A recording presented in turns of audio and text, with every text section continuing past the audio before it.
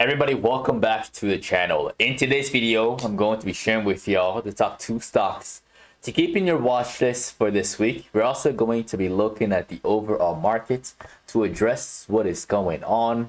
And I'm going to be doing an update of some of the stocks that I've mentioned in the last video.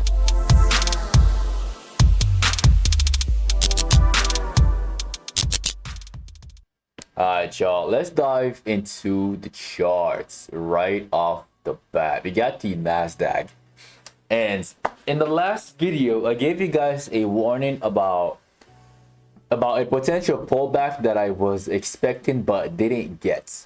We kind of got it, but not fully. Let me clean up. Okay, QQQ is already cleaned up, so or not, it's not cleaned up. All right, so I warned you guys about the gap below at like 474 on Sunday night. The market stalled on Monday, and then Tuesday, Tuesday we had a massive sell-off. Market makers put out news of war, market panicked, everything started to sell off and just fade throughout that whole day. And ever since that first day right there, that red day on the first, it's been chopping and showing us small little candles. This is nasty price section. If we go on to the weekly, you can see that the trend is still bullish. I would have really liked for that bottom wick to be long, like really long down here. I would have liked that a lot, because it would have made me foresee what's coming up much easier. But now it's just there's a lot of doubts. Because there's unfinished business at the bottom. It has to get taken care of. I don't know how, and I don't know exactly when. This week there's gonna be the inflation data that you should keep in mind. There's the inflation data coming up on Thursday morning. In the next videos, we're going to address that more closely. We're gonna look at the numbers, and we're gonna look at what to expect. But right now, things are looking still choppy. It's still chopping right now, so you gotta chill out.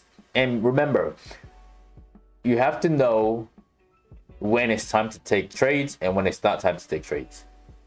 I haven't been making videos. I know some of you are in the comment section. I see your comment section, and you're like, why don't you make videos when there's uncertainty in the market?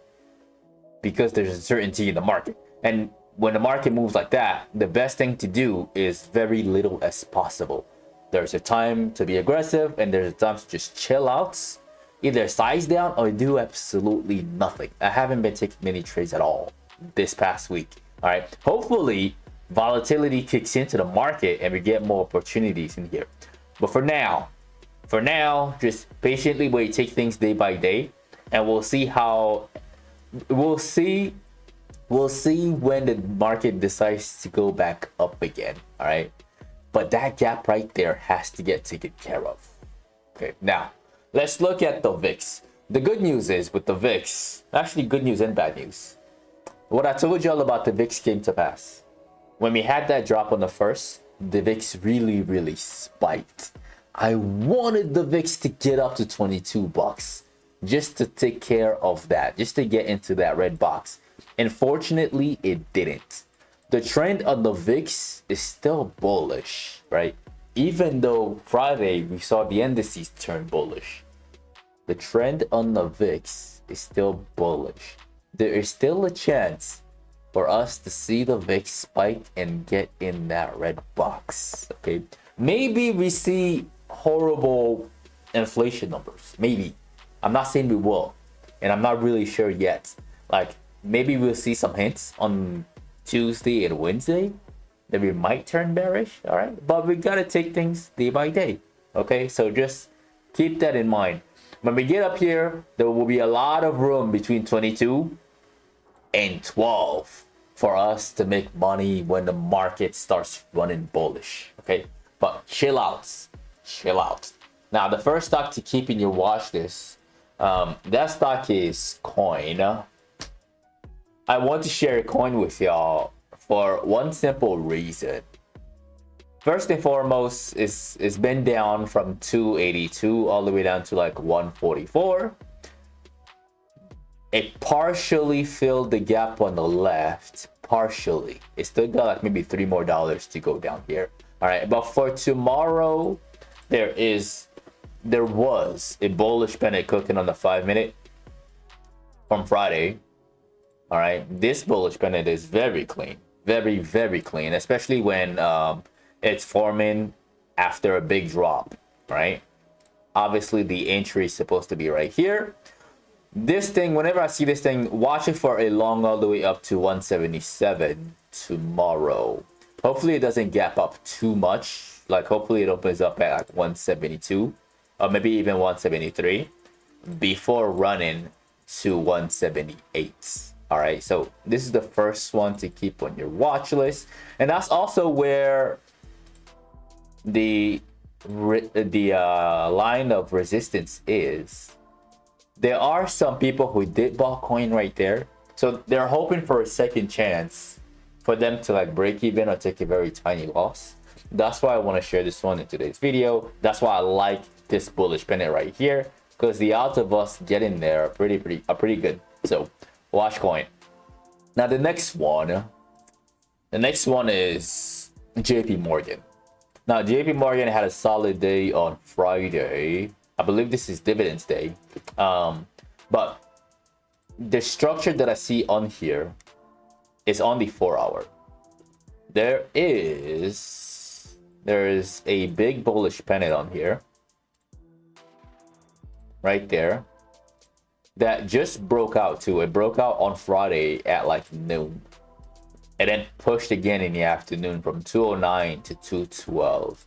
With this thing, usually my first thought is 220 to 220. How fast is it going to get there? I don't know. One thing to keep in mind though is that earnings is in the way. All right, if it plays games between now and Thursday morning, then I have to lean bullish for earnings. I would think that the reaction through earnings will be positive. All right, but if it actually moves and behaves really well and moves quickly and goes all the way up to even 225, I would be worried, because I've seen bullish pennants like these move up like that and then immediately like become lumpy and fall. And this fall could be the result of earnings, depending on how fast it gets above 220. So watch this thing for a long, watch it day by day. If it plays out better than expected, don't get too greedy at 220 or 223, especially when earnings is right around the corner. All right, now let me clean up the chart and let's look at the big picture. Big picture, yeah, it's still climbing. The trend is still bullish on this one. Let me look at the daily. There are gaps at the bottom. I don't really see any, which is a good thing, but it's never really a guarantee though. So yeah, so just watch this thing for a long all the way up to 220. Now let's do an update. Last week I gave you guys IBM. It dropped, but it didn't drop as low as I thought it would go. So between the 30th and Wednesday, it was bearish and it was falling very slowly in the choppy fashion, which is kind of annoying, right? Unfortunately, it didn't drop all the way down to 212. So the head and shoulders assumption that I thought would happen is not gonna happen, right? Because this didn't get this low. And right now, it looks like it just wants to squeeze shorts. I'm not bearish on it. I wouldn't want to get in the way of that either. How high could it go? Maybe 240. Yeah, maybe 240, especially after these short sellers right here panic. So yeah, that's my thoughts on IBM. The last stock that we're gonna look at in today's video is you guys' favorite, Tesla. All right, now Tesla right now is looking real sus, and I say that because the daily chart is bearish. But if you go intraday, if you look at the 5-minute, there is a bullish pennant on here that broke out and closed near that day's high. So we could see a pop and fade, a pop all the way up to 255, maybe 256, before we drop again to support right here. All right, so just be on the lookout for that. Overall, it's bearish. Overall, it might just reject off that 9 SMA and then fade back down. As you can see, there's my alert right there at 230 because there's a gap down there to fill, which also is very similar to the gap on QQQ. So this week is going to be interesting. Yeah, just keep your eyes out. Be very, very cautious.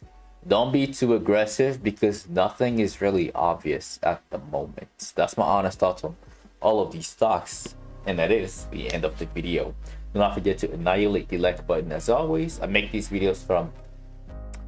usually make these videos Sunday, Thursday, all right? But when the market is about to be trash, I'm not making videos and putting you at risk for no reason. I'm just not, because I'm not trading a lot. So there's really no reason for me to be putting out all of these videos when the market isn't gonna do much. All right, so yeah, definitely click on that subscribe button. That way you don't miss out on future uploads. If you'd like to be part of a private community, we get all of this information in real time as I see them. You can find that as the first link in the description of the video below. Also, don't forget to follow me on social media at Paul and Goodman, at Patternology, about Instagram and on X. And lastly, to get some free stocks with Webull, you can use the third link in the description of the video below. Once again, ladies and gentlemen, this is Patternology Lab, where we trade patterns and patterns only. And I will see all of you in the next video.